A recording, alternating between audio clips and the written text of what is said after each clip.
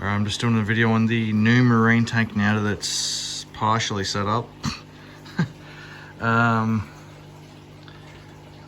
Yeah, I believe it's 100 litres. I could be wrong, but when I was filling it, it did use the whole 70 litres of the other and a bit extra. Yeah, when I was filling it, I was thinking it was either 100 or 120, although when I did that calculator online, it said either 100 or 150. So yeah, I don't know. Right, where to start? Well, they've been in here a week or two now. I honestly forget. They're all doing fine. When I was switching between them, I did find out the shrimp, peppermint shrimp must have died on me. And yeah, a few days before moving the tanks, I did see it with this like white spot in it. So, excuse me. Yeah, I thought it was possibly going to die on me then, and evidently I was right. There was no sign of the body by the time I switched the tanks. But yeah, other than that, everyone's fine. This clowns, dotty back, the humbug, trochus snails in there somewhere. Actually, oh yeah, there he is. Is that by the filter? The janitor hermits are in there somewhere. I assume they're still alright.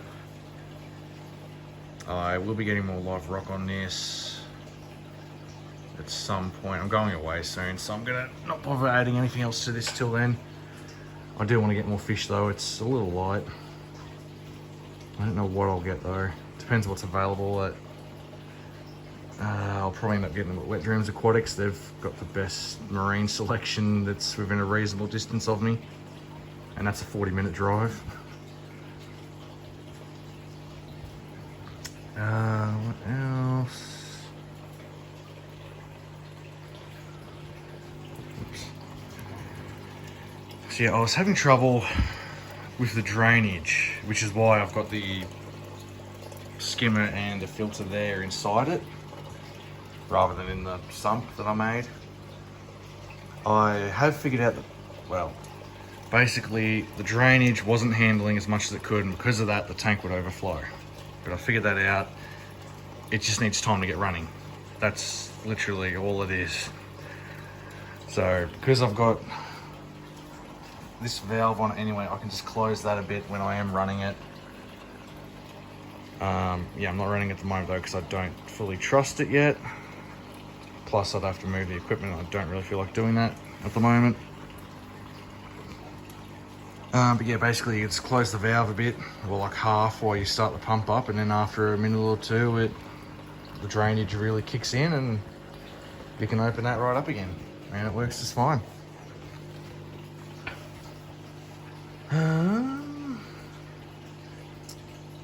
What else?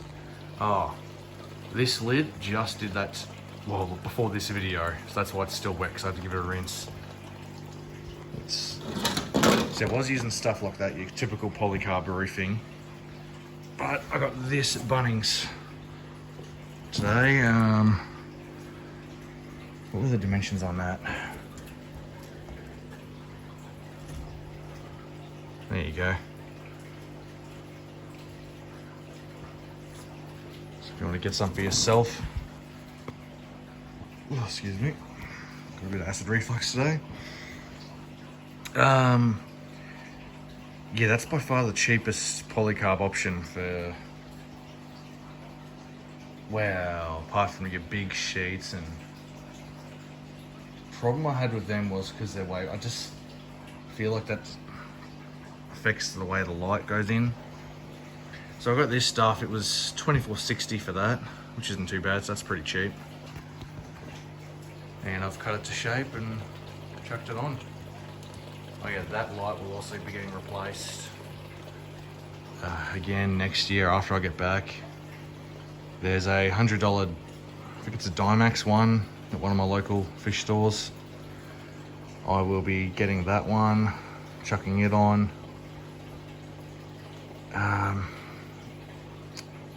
Again, with that, it's also sort of wait until I get around to setting this up properly so the sump will actually be running it.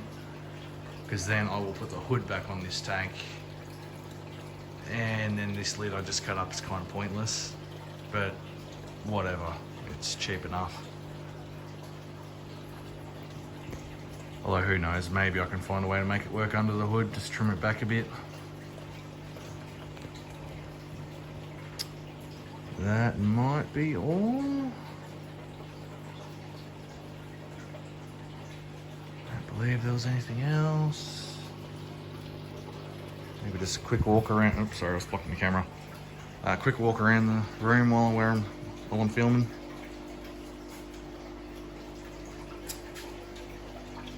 Oh yeah, this is set up now too. And he's dropped that in for some reason, I don't know why. Yeah, my shell dwellers will be going in this tank, but again, next year when I'm back. So the shell dwellers are going there. Everything's pretty much the same in here. Actually, the convict cichlid fryer, well, not fry anymore. Big enough to sell, but you can't really sell them because they're so easy to breed and common that no one really wants them. The corridors have been started laying eggs again, but the snails, of course, are the ones picking them off now. So that's why I've chucked a bit of zucchini in here. Well, actually, I moved the bristlenose pair out of here down here. They've started breeding again too before I moved them.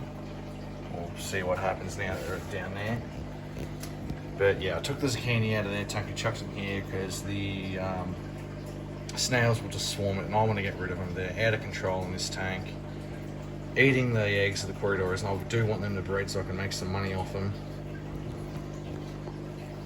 But yeah, Java moss has been selling really well because that was getting out of control in this tank. I've still got a fair bit there, but that's not a problem.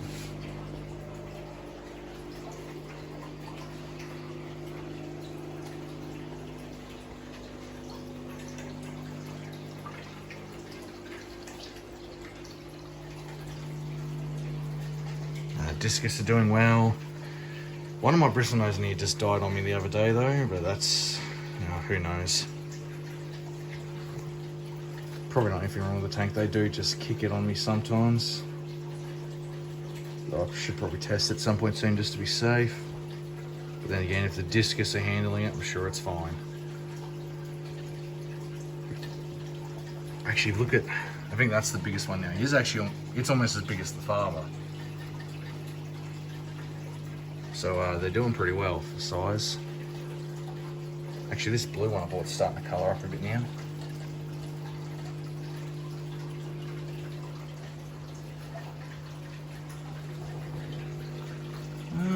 That should be it then. See you in my next video, whenever that is.